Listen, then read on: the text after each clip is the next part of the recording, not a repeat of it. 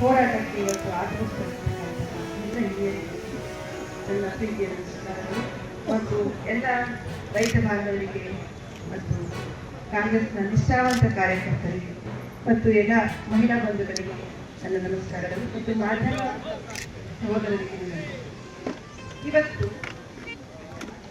ಈ ಹೋರಾಟಕ್ಕೆ ಕೇಂದ್ರದಲ್ಲಿ ನನಗೆ ಫೋನ್ ಮಾಡಿದ್ರಾಗ ಅಣ್ಣ ಇಲ್ಲ ನೀವು ಅದು ಬನ್ನಿ, ನಾನು ಏನು ಮಾಡ್ತಾ ಇದ್ದೀನಿ ನೋಡೋಣ. ನಾನು ಯಾವತ್ತೂ ಈ ಥರ ಸ್ಟ್ರೈಕ್ ಎಲ್ಲ ಯಾವತ್ತೂ ಹೋಗಿರಲಿಲ್ಲ, ಇದೇ ಫಸ್ಟ್ ಟೈಮ್ ಸ್ಟ್ರೈಕ್ ಬಂದಿರೋದು. ಸಾರ್ವಜನಿಕ ಸ್ಟ್ರೈಕ್ಗಳಲ್ಲಿ ಹೋರಾಟಗಳಲ್ಲಿ ಭಾಗವಹಿಸಿದ್ದೆ ಮೊದಲನೇ ಸಲ. ಏನು ಮಾಡ್ತಾರೆ ನೋಡೋಣ ಅಂತ ಬಂದೆ.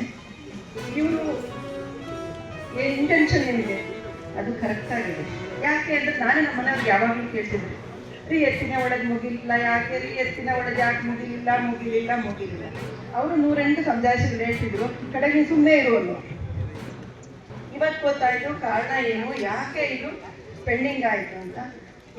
ಇವತ್ತು ಒಂದು ಒಳ್ಳೆ ಅರ್ಥಗರ್ಭಿತವಾದ ಮತ್ತು ಜನರಿಗೆ ನಮ್ಮ ಜಿಲ್ಲೆನೆಲ್ಲ ಈ ರಾಜ್ಯಕ್ಕೆ ಸಹಾಯ ಆಗುವಂಥ ಕಾರ್ಯಕ್ರಮವನ್ನು ಹಮ್ಮಿಕೊಂಡಿದ್ದಾರೆ. ಇದಕ್ಕೆ ನಾವೆಲ್ಲ ಜೊತೆ ಆಗಿರೋದು ನಮ್ಮ ಅದೃಷ್ಟ ಅಂತ ಭಾವಿಸ್ತೀವಿ. ಇಷ್ಟೊತ್ತವರೆಗೂ ಅಣ್ಣವರೆಲ್ಲ ಹೇಳಿದ್ರು MP ಅವರು ಮನಸ್ಸು ಮಾಡಿದ್ರೆ ಮಾಡ್ಬೋದು ಅಂತ.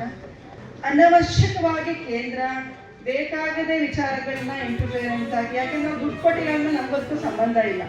ರಾಜ್ಯನೇ ಎಲ್ಲ ಹಣವನ್ನ ಬರ್ತಿರೋದ್ರಿಂದ ಅವಶ್ಯಕವಾಗಿರುವಂಥ ವಿಚಾರಗಳಿಗೆ ಇಂಟರ್ಫಿಯರ್ ಆಗಿ, ಅನಾವಶ್ಯಕವಾಗಿ ಇಂಟರ್ಫಿಯರ್ ಆಗಿ ಕಾರ್ಯಕ್ರಮವನ್ನ ಹಿಮ್ಮುಖ ಮಾಡುವಂಥದ್ದು, ಜನಕ್ಕೆ ಸಹಾಯವಾಗುವಂಥದ್ದು. ನೀರು ಜೀವಾಳ, ನೀರಿಲ್ಲದ್ರೆ ಏನೂ ಇಲ್ಲ, ನಿಮಗೆಲ್ಲ ಗೊತ್ತು. ಈಗ ಇರೋಂಥ 1000 ಅಡಿ 2000 ಅಡಿ ಬೋರಲ್ಲಿ ನೀರಿಲ್ಲ ಅಂದ್ರೆ ನಾವೆಲ್ಲ ಎಷ್ಟು ಕಷ್ಟಪಡ್ತೀವಿ. ಹಾಗಾಗಿ ಪ್ರತಿ ಹನಿ ನೀರಿಗೂ ಹೋರಾಟ ಮಾಡುವಂಥ ಪರಿಸ್ಥಿತಿ ಉದ್ಭವ ಆಗಿರುವಾಗ ಈಗ ಬೇಕಂದ್ರೆ ಹಿಂದೆಳೆಯೋದು ಕಾಲೆಳೆಯೋದು ಅವಶ್ಯಕತೆ ಇಲ್ಲ ಕೇಂದ್ರ ಸರ್ಕಾರಕ್ಕೆ ಅಂತ ನನ್ನ ಭಾವನೆ.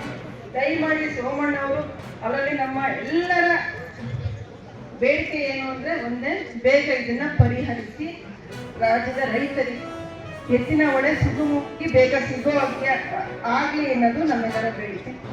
ಇಷ್ಟೊತ್ತು ನಾನು ಮಾತಾಡೋಕ್ಕೆ ಅವಕಾಶ ಮಾಡಿಕೊಟ್ಟ ಎಲ್ಲರಿಗೂ ಧನ್ಯವಾದಗಳು. ನಂದಿನಿ ಹಾಲನ್ನೇ ಬಳಸಿ, ನಂದಿನಿ ಉತ್ಪನ್ನಗಳನ್ನೇ ಬಳಸಿ, ನಂದಿನಿಗೆ ಹಾಲಾಕಿ. ಜೈ ಹಿಂದ್, ಜೈ ಕರ್ನಾಟಕ ಮಾತು.